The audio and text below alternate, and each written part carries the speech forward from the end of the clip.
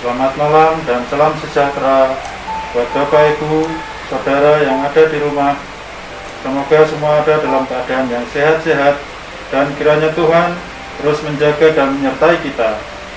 Secara khusus di tengah ancaman COVID-19 dimanapun kita berada. Pada malam ini bersama keluarga Suwarno kita kembali berjumpa dalam ibadah keluarga. Kiranya ibadah ini mengingatkan kita atas penyertaan dan pertolongannya. Selamat beribadah. Bapak saudara yang terkasih dalam Tuhan, kita mulaikan ibadah kita. Saya undang Bapak saudara untuk berdiri.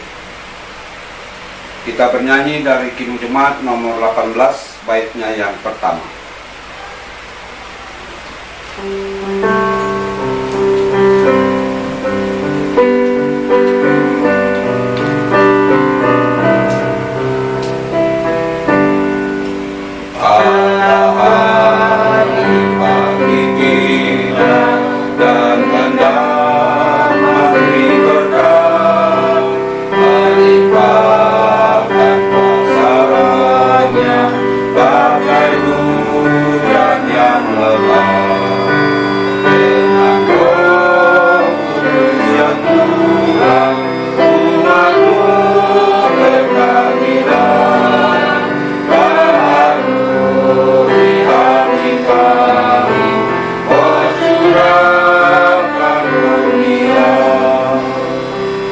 Saudara yang terkasih dalam Tuhan, mari kita berdoa. Ya Tuhan, Engkaulah Allah kami yang penuh berkat dan kemurahan. Kami sekeluarga datang untuk menyembah-Mu dengan hati yang dipenuhi rasa syukur dan sukacita karena pertolongan-Mu. Sertailah ibadah kami ini, dan ketika kami membaca Alkitab, terangilah pikiran kami dalam pimpinan Roh Kudus. Amin.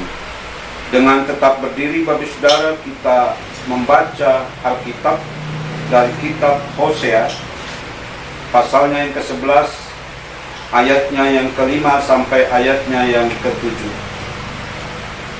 Kitab Hosea, pasalnya yang ke-11, ayatnya yang ke-5 sampai ayatnya yang ke-7 berkata demikian. Mereka harus kembali ke tanah Mesir, dan Asyur akan menjadi raja mereka, sebab mereka menolak untuk bertobat. Pedang akan mengamuk di kota-kota mereka, akan memusnahkan palang-palang pintu mereka, dan akan memakan mereka di benteng-benteng mereka. Umatku betah dalam membelakangi aku. Mereka memanggil kepada Baal dan berhenti meninggikan namaku. Demikianlah firman Tuhan yang berbahagia kita yang mendengarkan dan mau melakukannya di dalam hidup beriman. Bapak saudara dipersilakan duduk kembali. Bapak saudara yang terkasih di dalam Tuhan, pada ibadah malam ini, saya memberikan perenungan yang berjudul Kacang Lupa Kulitnya. Saudara yang terkasih di dalam Tuhan, menurut Kamus Besar Bahasa Indonesia, arti dari peribahasa kacang yang lupa akan kulitnya di sana diartikan atau berbicara tentang sikap yang tidak tahu diri atau sikap yang lupa akan asalnya. Baik saudara yang terkasih dalam Tuhan, saya teringat sebuah cerita yang sangat melegenda, yang agaknya cerita ini untuk generasi sekarang sudah menjadi sebuah cerita yang dihempas oleh zaman. Cerita yang melegenda yang saya maksud sini adalah cerita tentang Malin Kundang. Ini cerita dari daerah Sumatera Barat, tetapi juga sudah melebar dalam tingkat nasional. Itu sebabnya cerita ini sangat melegenda.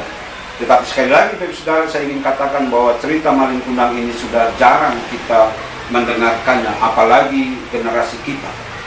Bapak Saudara yang terkasih dalam Tuhan, kalau kita melihat tadi pada ayatnya yang kedua, bahwa Allah memanggil orang-orang Israel.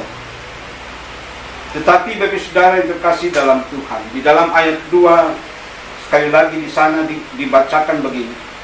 Makin kupanggil mereka, makin pergi mereka itu dari hadapanku. Mereka mempersembahkan korban kepada Baal dan membakar korban kepada patung-patung. Bapak Saudara yang terkasih dalam Tuhan, di sini sekali lagi mau dikatakan bagaimana Allah di dalam cinta kasih-Nya yang sangat mengasihi umatnya. Tetapi sekali lagi umatnya justru meninggalkan Dia dan menyembah kepada patung-patung ataupun kepada dewa-dewi, khususnya di sini adalah dewa Baal. Lalu bagi saudara yang terkasih dalam Tuhan, ayat 2 tadi kalau kita bandingkan dengan ayatnya yang ketiga, di sana dikatakan begini, padahal akulah yang mengajar Efraim berjalan dan mengangkat mereka di tanganku. Israel ialah anakku yang sulung. Itu terdapat pada Keluaran 4 ayatnya yang ke-22. Jadi bagi saudara ayat 3 dan kita bandingkan dengan Keluaran pasal 4 ayat yang ke-22, bagaimana Allah melihat Israel sebagai anaknya. Bahkan tadi dikatakan bagaimana Allah menuntun mereka berjalan. Bahkan ketika mereka terjatuh, Allah mengangkat mereka. Bahkan ketika ada bahaya, Allah menggendong mereka. Jadi bagi saudara yang terkasih dalam Tuhan, tindakan Allah, cinta kasih Allah yang sedemikian itu, bagaimana kita melihat tanggapan atau balasan dari Israel terhadap sikap Allah yang sudah saya katakan tadi.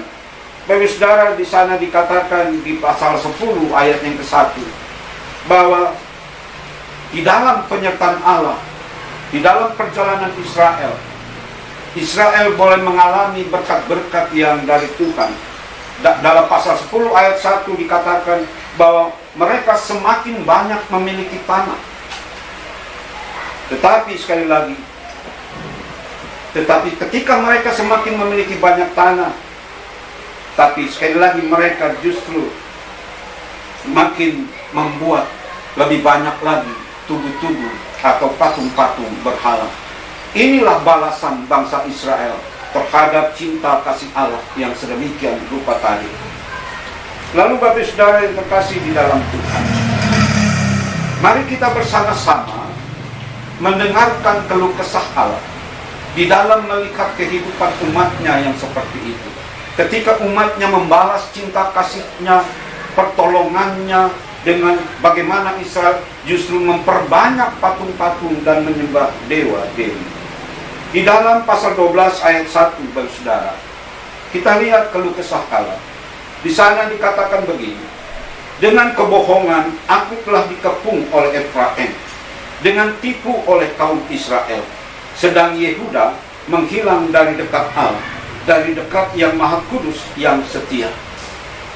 Bapak Saudara yang terkasih dalam Tuhan, kalau kita membaca pasal 12 ayat 1 tadi, sekali lagi bagaimana Allah diperhadapkan dengan kebohongan umat Israel. Yang seperti hari Minggu kemarin saya katakan, mereka mengatakan mari kita bersama-sama mengenal Allah dengan sungguh-sungguh. Bagi saudara, seakan-akan pernyataan itu adalah sebuah ungkapan kesadaran dari hati yang terdalam dari umat Israel. Tetapi sayang sekali bagi saudara, bahwa semuanya itu kalau kita bandingkan dengan pasal 12 ayat 1, semua itu hanyalah kebohongan umat di hadapan Allah. Lalu kita lihat bagi saudara dalam pasal 11 ayat yang ke-1. Di sana dikatakan begini, ketika Israel masih muda, kukasihi dia, dan dari Mesir kupanggil anakku itu. Bagi saudara, bagaimana Allah mengajak umat mereview kembali di dalam perjalanan atau di dalam sejarah perjalanan hidup mereka sebagai sebuah bangsa. Sekali lagi di sana mau dikatakan Bapak Saudara bahwa Israel adalah anak yang sangat dikasihi oleh Allah.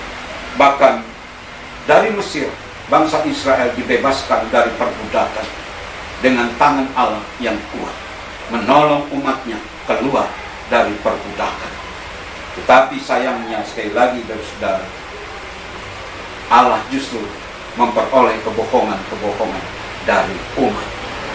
Bapak Saudara yang terkasih di dalam Tuhan, dari keluh kesah Allah ini, nyatalah buat kita. Sesungguhnya Allah yang baik itu, Allah yang penuh cinta itu, sudah ditinggalkan oleh umatnya.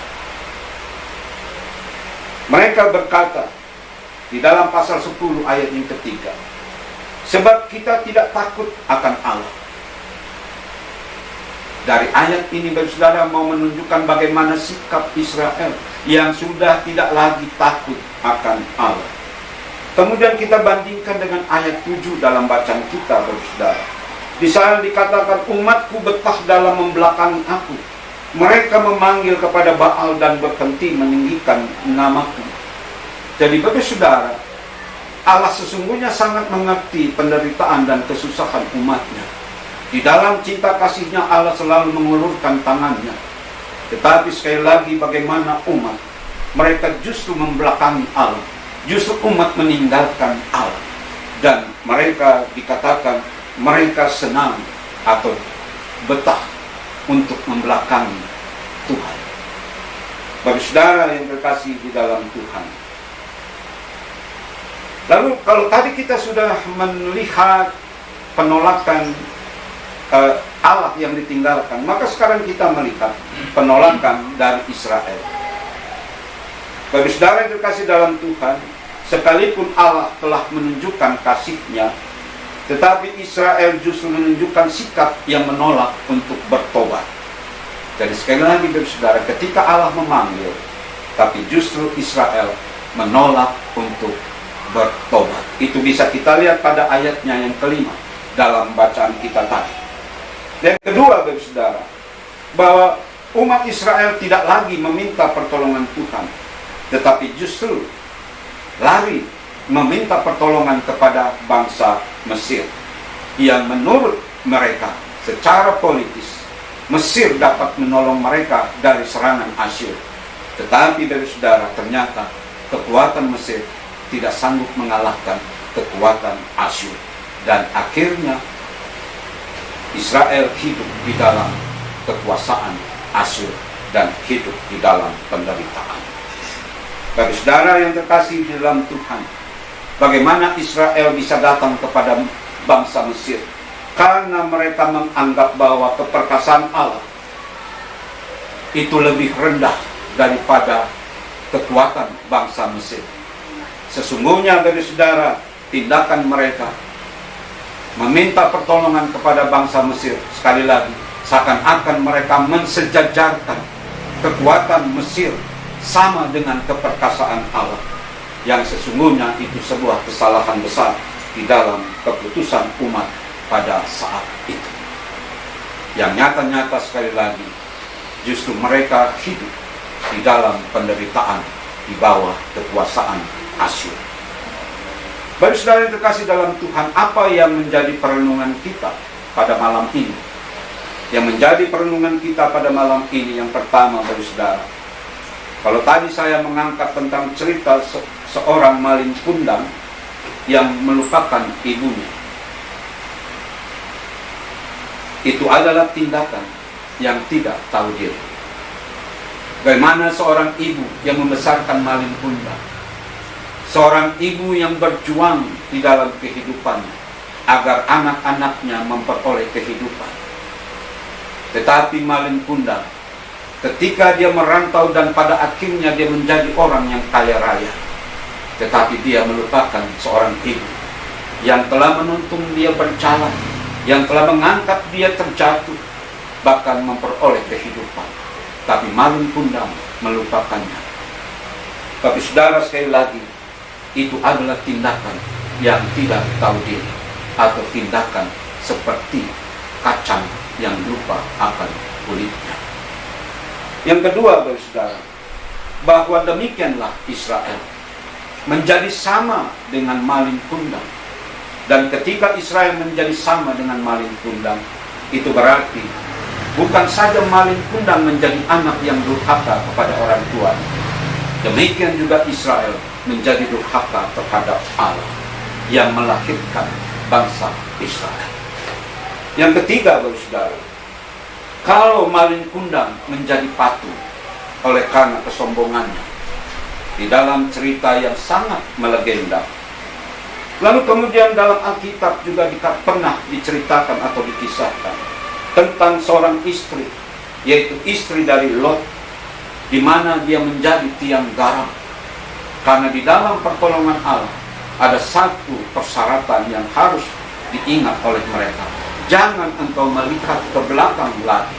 Tetapi istri Lot di dalam penyelamatan itu, dia melihat ke belakang dan istri Lot menjadi tiang garam, karena tidak mendengarkan apa yang diperintahkan oleh Allah.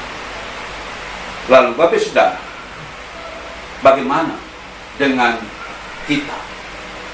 Sekali lagi, kalau maling kundang menjadi patung, istri Lot menjadi tiang garam, bagaimana dengan kita? Bapak Saudara yang terkasih dalam Tuhan, ketika kehidupan kacang yang melupakan kulitnya itu terjadi pada diri kita, itu berarti sekali lagi kita adalah orang-orang yang tidak tahu diri.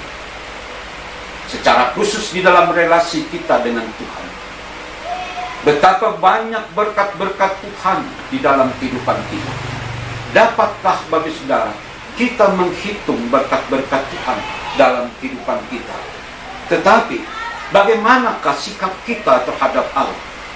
Apakah kita juga terhitung orang-orang yang menolak cinta kasih Allah, yang menolak perintahnya, seperti Israel?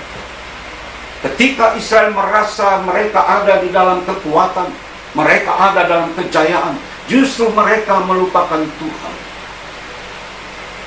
Bapak Saudara, sekali lagi, apa yang disiapkan untuk kita kalau kita, sekali lagi, seperti kacang yang melupakan kulitnya?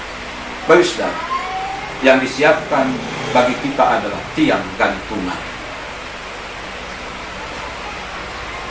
Dan tiang gantungan itu bukan Tuhan yang menyiapkannya, tetapi sesungguhnya tiang gantungan itu kita sendirilah yang menyiapkannya.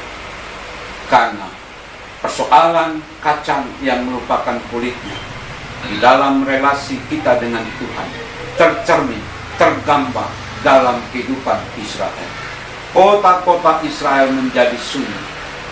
Tumbuh-tumbuhan tidak lagi bertumbuh di tanah Israel. Semuanya itu terjadi bukan karena Allah yang tidak mencintai umatnya, tapi umat yang tidak mencintai Allahnya. Kalau umat Israel menjadi korban kekerasan Asyur, banyak yang mati. Kematian orang Israel bukan karena Tuhan tidak melindungi, karena umat Israel tidak mau dilindungi. Akhirnya apa yang dilakukan oleh umat Israel menjadi kematian bagi dirinya sendiri. Itu sebabnya saya katakan, yang dipersiapkan bagi mereka yang lupa, kacang yang lupa akan kulitnya, adalah tiang gantungan bagi dirinya sendiri. Dia sendirilah yang menggantungkan dirinya dan akhirnya mati. Jadi Bapak Saudara, jadilah kacang yang ingat kulitnya, jangan jadi kacang yang lupa kulitnya. Tuhan memberkati kita semua, Bapak Saudara. Amin. Baik Saudara yang dikasih dalam Tuhan, kita naikkan syafaat kita. Mari kita berdoa. Ya Tuhan yang Bapa, kami telah mendengarkan firman-Mu. Kami sungguh tidak ingin menjadi seperti bangsa Israel, seperti kacang yang melupakan kulitnya. Karena apa yang dilakukan Israel sama halnya mereka membangun tiang gantungan bagi diri mereka sendiri. Untuk itu ya Tuhan ya Bapa, biarlah firman-Mu pada malam ini menjadi bagian dalam kehidupan kami, baik secara pribadi, juga bagi keluarga demi keluarga kami masing-masing. Biarlah kiranya ya Tuhan ya Bapa, dalam kehidupan ini yang penuh dengan berbagai macam tantangan dan pergumulan, bahkan ancaman juga bahaya yang ada di hadapan kami, maka ajarlah kami ya Tuhan ya Bapa untuk mengandalkan kekuatan, mengandalkan keperkasaan Tuhan, sehingga ya Tuhan ya Bapa, di dalam keputusan-keputusan hidup yang kami jalani, semuanya itu karena kami bersandar kepada Tuhan, bukan bersandar kepada kekuatan-kekuatan yang lain. Karena kami percaya ketika kami bersandar kepada Tuhan, maka kami akan dikuatkan untuk menghadapi semuanya itu. Bahkan di dalam cintanya Tuhan bagi kami dimampukan untuk memenangkan segala pergumulan, ancaman, dan bahaya yang ada di hadapan kami. Untuk itu ya Tuhan ya Bapa, biarlah di dalam hikmat-Mu kami mau menyerahkan diri kami. Kami mau menyerahkan kehidupan kami di dalam tuntunan dan bimbingan Tuhan. Ya Tuhan ya Bapa, di dalam kesempatan ini kami juga mau berdoa untuk kehidupan keluarga Bapak Suharno yang ada di Kendal ini, dengan segala pergumulan dan tantangan yang diperhadapkan kepada keluarga ini. Biarlah firman ini menjadi kekuatan, biarlah firman ini menjadi jalan kebenaran bagi keluarga ini menjalani kehidupan dengan segala keputusan-keputusan yang harus diambil.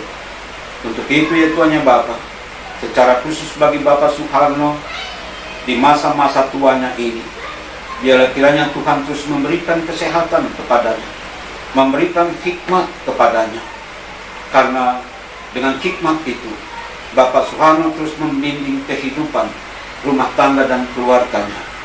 Demikian juga dengan Ibu Suharno di tempat ini, biarlah Tuhan juga berikan hikmat kepadanya, di dalam kesabaran, di dalam ketekunannya, dapat menolong, menyelamatkan kehidupan rumah tangga dan keluarga ini. Demikian juga Tuhan Bapa untuk seluruh anak-anak dari Bapak Suharno dan Ibu, dimanapun mereka berada, berserta juga cucu-cucu mereka. Biarlah kiranya Tuhan juga memberkati mereka masing-masing dengan segala pergumulan dan tantangan yang mereka hadapi. Secara khusus bagi Bapak Yahya, di dalam tugas panggilannya juga sebagai seorang pelayan Tuhan, biarlah kiranya Tuhan Kau terus tambahkan hikmat kepadanya, agar pelayanan yang dipercayakan di dalam kehidupannya itu sungguh-sungguh mendatangkan berkat bagi kehidupan warga jemaat yang ada di pos pelayanan di Kendal ini. Bersama keluarganya, bersama istri dan anak-anaknya, Tuhan berkati kehidupan rumah tangga dan keluarganya. Bahkan seluruh presbiter yang ada di pos pelayanan ini, dengan segala pergumulan mereka, Tuhan berkati. Bahkan seluruh keluarga jemaat yang ada di pos pelayanan ini, dengan segala pergumulan mereka masing-masing, kayak Tuhan berkenan hadir di dalamnya, sehingga setiap kehidupan warga jemaat yang ada di pos pelayanan ini memperoleh kekuatan yang dari Tuhan menghadapi tantangan-tantangan yang ada, dan mereka terus hidup di dalam iman dan pengharapan kepada Tuhan. Demikian juga seluruh warga jemaat yang ada di Immanuel Semarang, biarlah kiranya seluruh warga jemaat yang ada di Immanuel Semarang juga terus ada di dalam pemeliharaan yang dari Tuhan. Ya Tuhan ya Bapa, akhirnya kami menyerahkan pergumulan jemaat-Mu Immanuel Semarang, baik yang ada di induk maupun yang ada di pos pelayanan ini, dengan segala harapan-harapan yang ada. Biarlah kiranya kekuatan Tuhan menolong jemaat Immanuel Semarang untuk tetap eksis di dalam keberadaannya, di dalam menjalankan panggilan pemutusan Tuhan, juga pelayanan dan kesaksian bagi masyarakat di mana seluruh jemaat Immanuel ini, warga jemaat Immanuel ini berada, dan biarlah nama Tuhan dipermuliakan. Ya Tuhan ya Bapa, inilah doa kami di malam ini. biarlah apa yang tidak terucapkan dan tidak terkatakan, Engkau berkenan menyempurnakannya. Karena doa ini kami alaskan di dalam nama Yesus Kristus yang telah mengajar kami berdoa. Bapa kami yang di surga, dikuduskanlah namamu, datanglah kerajaan-Mu, jadilah kehendak-Mu di bumi seperti di surga. Berikanlah kami pada hari ini makanan kami yang secukupnya, dan ampunilah kami akan kesalahan kami, seperti kami juga mengampuni orang yang bersalah pada kami. Dan janganlah membawa kami ke dalam pencobaan, tetapi lepaskanlah kami daripada yang jahat. Karena Engkau-lah yang mempunyai kerajaan dan kuasa dan kemuliaan sampai selama-lamanya. Amin.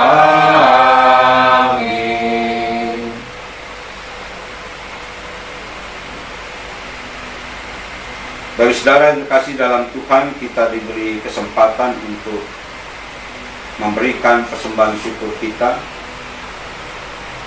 dengan mengingat kata Alkitab yang tertulis di dalam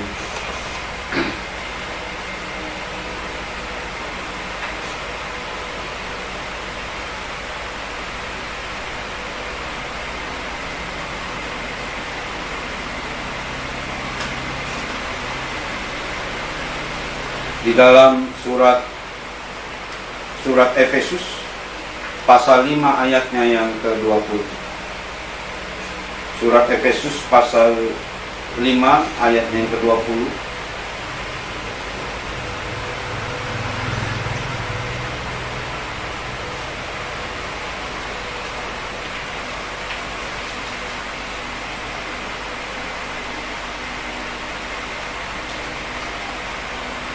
Berkata demikian, ucaplah syukur senantiasa atas segala sesuatu dalam nama Tuhan kita Yesus Kristus kepada Allah dan Bapa kita. Kita sambil mengedarkan kantong persembahan kita dengan bernyanyi dari Kidung Jemaat 292, baitnya yang pertama.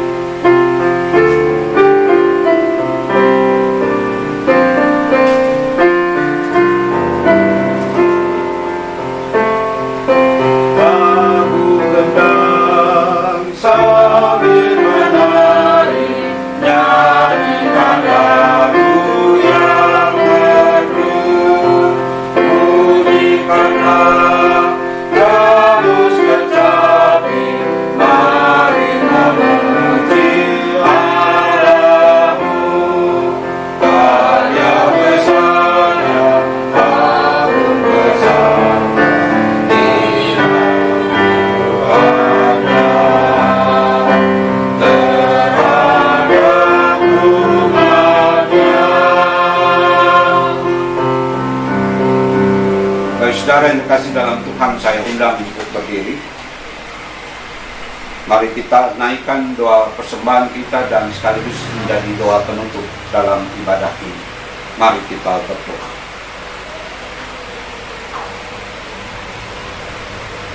Inilah persembahan yang kami bawa kepadamu ya Tuhan. Persembahan ini kami bawa dari hati yang sungguh bersyukur dan bersukacita atas kelimpahan berkat di tengah kehidupan rumah tangga dan keluarga kami masing-masing. Berkenanlah Engkau menerima dan menguduskan. Biarlah persembahan ini hanya untuk kemuliaan nama-Mu. Ya Tuhan ya Bapa, sebentar kami akan meninggalkan persekutuan ini. Kiranya kasih dan karunia dan damai sejahtera yang berasal daripada-Mu menyertai kami selama-lamanya. Amin. Bapak Saudara, silakan duduk kembali. Ibadah keluarga malam ini selesai. Kiranya Bapak Ibu tetap memperhatikan protokol kesehatan dan tetap jangan lupa memakai masker. Kita berjumpa lagi di hari Rabu yang akan datang. Tuhan menyertai Bapak Ibu sekeluarga. Selamat malam.